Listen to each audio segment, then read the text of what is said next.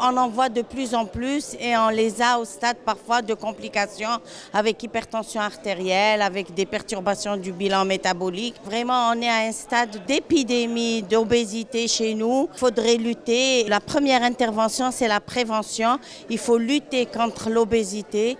Il faut faire de la prévention en milieu scolaire, bannir les distributeurs dans les écoles et les distributeurs de soda et de produits sucrés dans les écoles et les places publiques.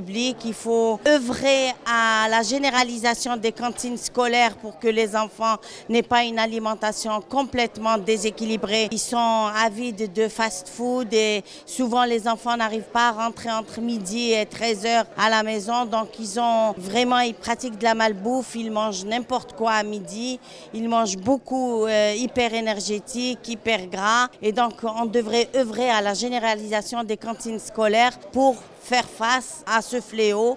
Il faut aussi sensibiliser les écoles et l'éducation nationale pour ne pas autoriser des goûters très copieux, des goûters très sucrés, des sodas. Il faut inculquer la culture de prendre des fruits et des légumes, même comme goûter, comme collation à l'école. Il faut sensibiliser les parents plutôt que de voir des spots publicitaires sur beaucoup de boissons énergétiques et hyper sucrées. Il faut aussi faire suivre par des spots publicitaires qui vont parler de toutes les complications qui peuvent invalider les enfants avec l'obésité. Il y a un impact psychologique parce que les enfants se retirent et peuvent même abandonner leur scolarité. Il y a un impact orthopédique parce que son squelette n'arrive pas à porter la masse corporelle qu'il a. Donc il y a des problèmes orthopédiques, des problèmes cardiaques, des problèmes d'hypertension artérielle, de maladies métaboliques, diabète et autres.